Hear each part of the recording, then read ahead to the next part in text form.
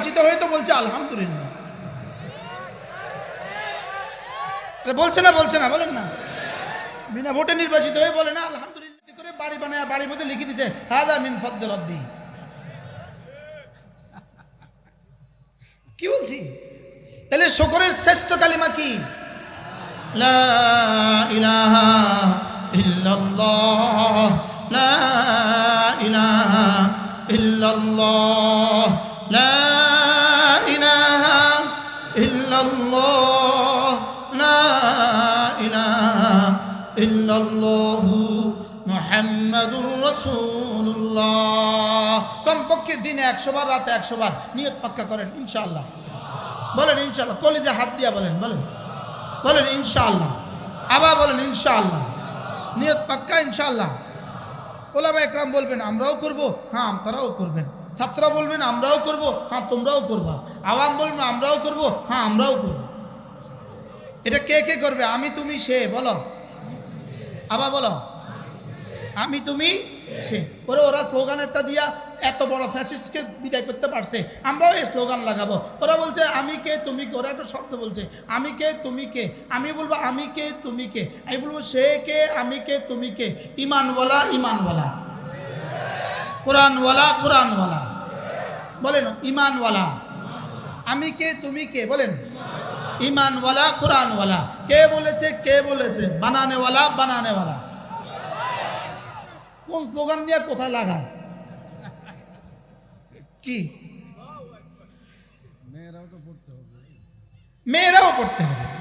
হযরত বলতেছেন মেয়েরাও পড়তে হবে। বলেন ইনশাআল্লাহ, বলেন ইনশাআল্লাহ। কালিমা তৈয়বা পড়বো তো ইনশাআল্লাহ। এটা শুকর আদায়ের শ্রেষ্ঠ কালিমা। বলেন বলেন বলেন বলেন, শুকর আদায়ের কি? যদি আজকে নেতানিয়াহু এটা পড়ে তা আপনি কি বলবেন? আলহামদুলিল্লাহ। যদি ডোনাল্ড ট্রাম্প এটা পড়ে আপনি কি বলবেন? এটা যদি রুশ প্রেসিডেন্ট ভ্লাদিমির পুতিন এটা পড়ে তো আপনি কি বলবেন? কি ভাই আলহামদুলিল্লাহ বলবেন না? বলবেন না? তাহলে বোঝা গেছে শুকর আদায়ের শ্রেষ্ঠ কালিমা কি? বলেন আল্লাহু আকবার কাবীরা। এবার তাহলে এই প্রসঙ্গে একটা ছোট্ট কথা আল্লাহ তাআলা মনে করায় দিয়েছে। আলাম তারা কাইফা ফাআলা রাব, পড়েন আলাম তারা কাইফা দারাবাল্লাহু। পবিত্র গাছের সাথে কালিমায়ে তয়্যিবাকে উদাহরণ দিচ্ছি। যেই পবিত্র গাছের শিকড় হলো জমিনের তলদেশ পর্যন্ত, শাখা প্রশাখা আসমান পর্যন্ত বিস্তৃত। কল্পনা করেন একটা গাছ যদি শিকড় হয় জমিনের তলদেশে, শাখা হয় আসমান পর্যন্ত বিস্তৃত, এই গাছটা কেমন হবে? এই গাছটা কি? এই গাছটা কেমন হবে? তাহলে আল্লাহ তাআলা বলেন কালিমায়ে তয়্যিবা হলো এই গাছের মতো। হযরত আলী রাদিয়াল্লাহু তাআলা বলেন মুসাব্বা আর মুসাব্বাবির মধ্যে অজে শিবা লাগে। কালিমায়ে তয়্যিবা হলো মুসাব্বা, গাছটা হলো মুসাব্বাবি, অজে শিবা কি? হযরত আলী রাদিয়াল্লাহু তাআলা বলেন কালিমায়ে গাছের 5টা জিনিস লাগে, গাছের 5টা জিনিস লাগে। ঠিক কালিমায়ে তয়্যিবারও 5টা জিনিস আছে। গাছের কয়টা জিনিস লাগে বলেন? গাছের কয়টা লাগে? 1 নাম্বার গাছের শিকড় লাগে, 2 নাম্বার গাছের মূল কাণ্ড লাগে, 3 নাম্বার গাছের শাখা হয়, 4 নাম্বার গাছের ফল হয়, 5 নাম্বার গাছের ফলাফল হয়। কয়টা হয় বলেন? যেমন লেবু গাছ, শিকড়, মূল গাছ, শাখা, লেবু, ভিটামিন সি। সুবহানাল্লাহ বলেন। তাহলে গাছের কয়টা আছে?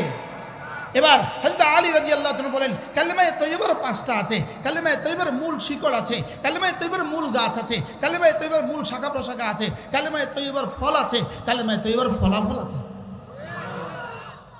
কয়টা আছে বলেন? আবার বলেন কয়টা? সবাই বলেন কয়টা? কয়টা? কালিমায়ে তয়্যিবার কয়টা আছে? আমি নোয়াখালী থেকে আইসা 18 ঘন্টা গাড়ি চালাই আইসা শুধু আমি কইতাম, আপনারা শুনে থাকতেন। হ্যাঁ, কালিমায়ে তয়্যিবার কয়টা আছে? 1 নম্বর কি? শিকড়। 1 নম্বর কি?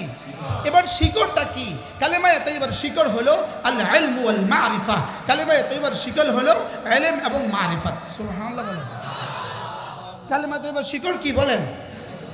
আবার বলেন। স্টেজে যারা আছেন তারাও বলেন, শুধু মুরব্বিরা বলেন না। কালিমায়ে তয়্যিবার শিকড় কি? ইলম এবং মারিফাত। একটা একটা করে আগে বলে দেই, পরে মুখস্থ করতে সহজ হবে। 1 নম্বর হলো কালিমায়ে তয়্যিবার শিকড়। শিকড় হলো আল ইলমু ওয়াল মারিফা। 2 নম্বর হলো কালিমা তৈবার মূল গাছ হলো আল ইখলাস। 3 নম্বর হলো কালিমা তৈবার শাখা প্রশাখা, নামাজ রোজা হজ যাকাত সহ 70টা হলো শাখা প্রশাখা। বিজু ওনা শোভা হলো কি 77টা হলো শাখা প্রশাখা। তাহলে শিকড় কি? ইলম এবং মারিফাত। বলেন মূল গাছ কি? ইখলাস। 3 নম্বর কি? শাখা প্রশাখা কি? নামাজ রোজা হজ যাকাত। এবার কালেমায়ে তৈবার ফল, কালেমায়ে তৈবার ফল কালেমায়ে তৈবার শিকড় যেহেতু আছে, এখন ফল বের হইতে হবে। ফল কি? প্রতিটা সেকেন্ডের জিকির করা, প্রতিটা মুহূর্তে জিকির, এটা হলো কালেমায়ে তৈবার ফল। কয়টা পাইলাম? এবার ফলাফল কি? দুনিয়াতে হায়াত তৈবা, আখিরাতে জান্নাত। এবার বলেন গাছের কয়টা? কালেমায়ে তৈবার কয়টা? গাছের শিকড় আছে। কালেমায়ে তৈবার শিকড় কি? ইলম এবং মারিফাত। কালেমায়ে তৈবার মূল গাছ কি? ইখলাস। কালেমায়ে তৈবার শাখা প্রশাখা কি? নামাজ রোজা হজ যাকাত পর্দা, সব কালেমায়ে তৈবার শাখা প্রশাখা। কালেমায়ে তৈবার ফল কি? সুবহানাল্লাহ, এটা হলো কালেমায়ে তৈবার ফল। আলহামদুলিল্লাহ, এটা হলো কালেমায়ে তৈবার ফল। আল্লাহু আকবার, এটা হলো কালেমায়ে তৈবার ফল। সুবহানাল্লাহ। এরপরে কালেমায়ে তৈবার ফলাফল কি? দুনিয়াতে পবিত্র এক জীবন দিবে, দুনিয়াতে হায়াত তৈবা দিবে, আখিরাতে জান্নাত দিবে। ألم تر كيف ضرب الله مثلا كلمة طيبة كشجرة طيبة أصلها ثابت وفرعها في السماء تؤتي أكلها كل حين بإذن ربها। রব্বুল আলামিন বলেন দেখো কালেমায়ে তৈবা, কালেমায়ে তৈবার মতো যে গাছের শিকড় হলো জমিনের তলদেশে, চাকা প্রশাখা হলো আসমান পর্যন্ত বিস্তৃত। হযরত আলী রাদিয়াল্লাহু তাআলা বলেন কালেমায়ে তৈবার শিকড় জমিনের তলদেশের অর্থ কি? কালেমায়ে তৈবার শিকড় জমিনের তলদেশে, এর অর্থ হলো উম্মতের হৃদয়ে। আর কালেমায়ে তৈবার শাখা প্রশাখা, এর অর্থ কি? আসমান পর্যন্ত বিস্তৃত, এর অর্থ হলো উম্মতের। যাকাত তো আরো দুর্বল হয়ে গেল, হজ তো আরো দুর্বল হয়ে গেল, পর্দা তো আরো দুর্বল হয়ে গেল, জিহাদ তো আরো দুর্বল হয়ে গেল। কালেমায়ে তৈবার শাখাগুলো দুর্বল হলো কেন? বোঝা গেছে শিকড় দুর্বল হয়ে গেছে। শিকড় কি দুর্বল হয়ে গেছে? বলেন শিকড় দুর্বল হয়ে গেছে। এবার প্রশ্ন, শিকড় কি? শিকড় হলো ইলম এবং মারিফাত। শিকড় কি? আবার বলেন শিকড় কি?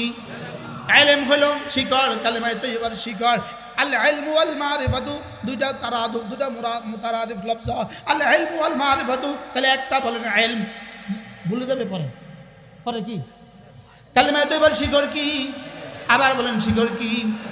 ইলম। এই জন্যই ইলম হলো কালেমায়ে তৈবার শিকড়। শিকড় যত মজবুত হয়, গাছটা তত মজবুত হয়, গাছটা যত মজবুত হয়, শাখাগুলো তত মজবুত হয়, শাখাগুলো যত বিস্তৃত হয়, ফলগুলো তত সুন্দর হয়, ফলগুলো যত সুন্দর হয়, এবার ফলাফল তত সুন্দর হয়। কি হয়? তাহলে কালেমায়ে তৈবার শিকড় কি? এবার বলুন তো দেখি ইলম পড়ায় কোথায়? আবার বলেন, সবাই বলেন। এবার এই জাতির কয় % বাচ্চা মাদ্রাসা পড়ে? কয় %? হ্যাঁ, তো যারা ইলম থেকে এত দূরে, তাদের গাছের কি খবর? শিকড় থেকে যারা এত দূরে, তাদের গাছের কি খবর? এই জন্য এতাতিরা ওই দিন হত্যা করলো কেন? এতাতিরা ভ্রান্ত হয়ে গেল কেন? এই জন্য ইলম থেকে দূরে। এই জন্য বলেন কেন ভ্রান্ত হয়ে গেল কেন? ইলম থেকে যে যত দূরে সে তত মাহরুম হবে। কাদিয়ানীরা বঞ্চিত কেন? ইলম থেকে দূর হওয়ার কারণে। ভান্ডারীরা বঞ্চিত কেন? ইলম থেকে দূর হওয়ার কারণে। সাদিয়ানীরা বঞ্চিত হয়ে গেল কেন? ইলম থেকে দূরে থাকার কারণে। আমি কি বুঝাইতে পারছি আপনাকে? পৃথিবীর যত বাতিল মতাদর্শ মুসলমানদের মধ্য থেকে উঠাইছে, সমস্ত বাতিল মতাদর্শের আগে এদেরকে আগে ইলম থেকে দূরে সরাইছে। কি থেকে দূরে সরাইছে বলেন? ইলম থেকে যে যত দূরে, হেদায়েত থেকে সে তত দূরে। বলেন ইলম থেকে যে যত দূরে, হেদায়েত থেকে সে তত দূরে। ইলম থেকে যে যত দূরে, হেদায়েত থেকে সে তত দূরে। এবার ইলম শিখায় কোথায়? আওয়াজ নাই। ইলম শিখায় কোথায়? আমি তাইলে বলি দেখেন, মাদ্রাসা ছাড়া কোরআন নাই, মাদ্রাসা ছাড়া কোরআন নাই, কোরআন ছাড়া নামাজ নাই, নামাজ ছাড়া ইসলাম নাই, ইসলাম ছাড়া শান্তি নাই, তাহলে মাদ্রাসা ছাড়া শান্তি নাই। কি বুঝলেন বলেন? আবার বলেন মাদ্রাসা ছাড়া কি নাই? প্রসঙ্গক্রমে একটা কথা বলি, হুজুর ঈমান আগে না ইলম আগে? আপনারা উত্তর দিবেন না, চুপ করে শুনে থাকেন। হুজুর ইলম আগে না ঈমান আগে? ইলম আগে না ঈমান আগে? আমি বলি রিকশা চালানো শিখায় আগে না রিকশা চালায় আগে? শিখে আগে না চালায় আগে? বুঝো না, শিখে আগে না চালায় আগে? না ওরে আলিফ শিখালেন কেন? উত্তর, ওরে আলিফ শিখায়া আলিফে আল্লাহ শিখায়া দাও, আলিফে আল্লাহ শিখায়া দাও, আলিফে ঈমান শিখায়া দাও। কি হয়? আচ্ছা আপনি, এটা একটা লাকড়ি, আমার হাতে আছে ম্যাচ দিলাম লাকড়ির মধ্যে, এবার লাকড়িতে আগুন ধরলো, ধোঁয়া উঠলো। আপনি বলেন তো এই ধোঁয়া এই লাকড়ি আর ম্যাচের মধ্যে বেশ কম কত দূর? কাছাকাছি বলেন না, কত দূর? কাছাকাছি। আচ্ছা ধোঁয়ার আগুনের মধ্যে বেশ কম কত দূর? কত দূর কাছাকাছি? হ্যাঁ বলেন, আগুন ধোঁয়াকে লাজেম করে, বলেন আগুন ধোঁয়াকে কি করে? তাহলে আগুন হলেই ধোঁয়া হয়, বলেন ইলম হলেই ঈমান হয়, ইলম হলেই আমল হয়, ইলম হলেই তাকওয়া হয়। বলেন ইলম হলেই ঈমান হয়, ইলম হলেই ঈমান হয়। আবার বলেন ইলম হলেই ঈমান হয়, ঈমান হলেই ইলম হয় না, ইলম হলেই ঈমান হয়। সুবহানাল্লাহ। হুজুর আমি কি ভুল বলছি? আমি কি ভুল করছি? হ্যাঁ বলেন ইলম হলেই ঈমান হয়। আগুন আগে না ধোঁয়া আগে? এবার বলেন ইলম হলো আগুন, ইলম হলো নূর, ঈমান হলো তার সাথে লাগোয়া।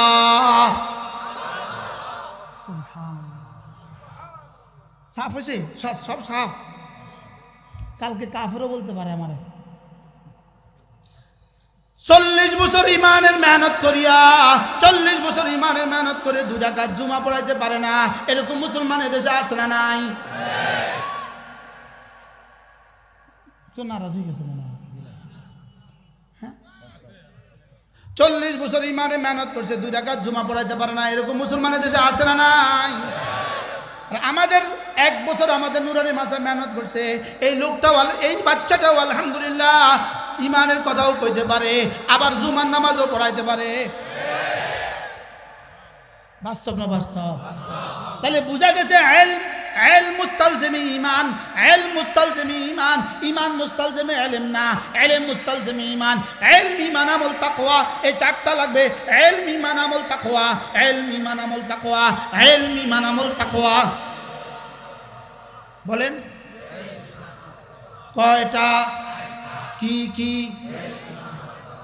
1 নম্বরে কি লাগবে? 2 নম্বরে কি লাগবে? 3 নম্বরে কি লাগবে? 4 নম্বরে কি লাগবে? এই জন্য দেখেন আলিফ লাম মিম যালিকাল কিতাবু লা রাইবা ফীহি হুদাল লিল মুত্তাকিন আল্লাযীনা ইউমিনুনা বিল গায়ব। যালিকাল কিতাব আগে না আল্লাযীনা ইউমিনুনা বিল গায়ব আগে? وكذلك أوحينا إليك روحا من أمرنا ما كنت تدري ما الكتاب ولا الإيمان। আপনি গতকাল পর্যন্ত জানতেন না কিতাব কি জিনিস, ঈমান কি জিনিস আপনি জানতেন না। গারে হেরায় গত মুহূর্তের সঙ্গে ঈমান ঢুকে গেছে। এর আগের দিন পর্যন্ত ছিল মুহাম্মদ ইবনে আব্দুল্লাহ, আগের দিন পর্যন্ত ছিল মুহাম্মদ ইবনে আব্দুল্লাহ, এদিন সঙ্গে সঙ্গে হয়ে গেল মুহাম্মদুর রাসূলুল্লাহ। এখান থেকে গিয়েই বলা শুরু করলেন কুলু লা ইলাহা ইল্লাল্লাহ তুফলিহুন। ইকরা বলার পরে কতদিন পরে লা ইলাহা ইল্লাল্লাহ তুফলিহু বললেন? এখান থেকে গেলেন গারে হেরা, এখান থেকে গেলেন ঘরে। জাম্মিলুনি জাম্মিলুনি বললেন, জাম্মিলুনি জাম্মিলুনি বললেন। এরপরে নিয়ে গেলেন ওয়ারাকা ইবনে নওফলের কাছে। তিনি এবার ঘরে আসলেন।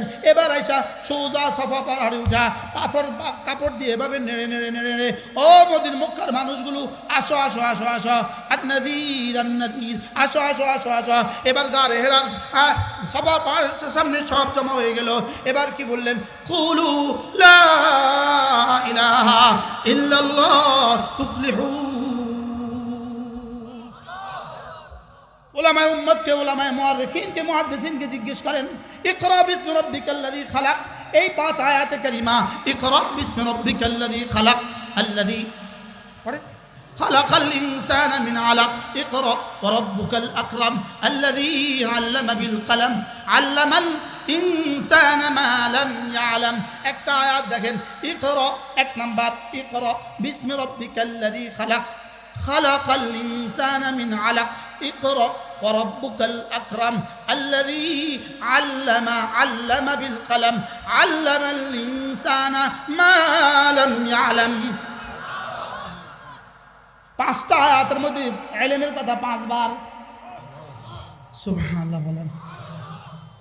এরপরে জিবরিল আরেকবারও এখনো আসেন নাই, এখনো মালিকের সাথে তার কোনো কথাবার্তা হয় নাই, কিছুই না, হয়ে গেছে শুধু এই 5 আয়াত, আর কিছুই না। এবার রাসূল কেমনে গিয়ে বললেন, কুলু লা ইলাহা ইল্লাল্লাহ তুফলিহু। ওলামায়ে কেরাম, আমি কি বুঝাতে পারছি? ওলামায়ে কেরাম বুঝলেই হবে না, সে নাই। হ্যাঁ, আপনি যে আপনার কাছে দলিল থাকলে বলেন, ইকরা আর কুলু লা ইলাহা ইল্লাল্লাহ মধ্যে আর কদিন গেছে? এই দিনের মধ্যে কি কি কথা হয়েছে? আর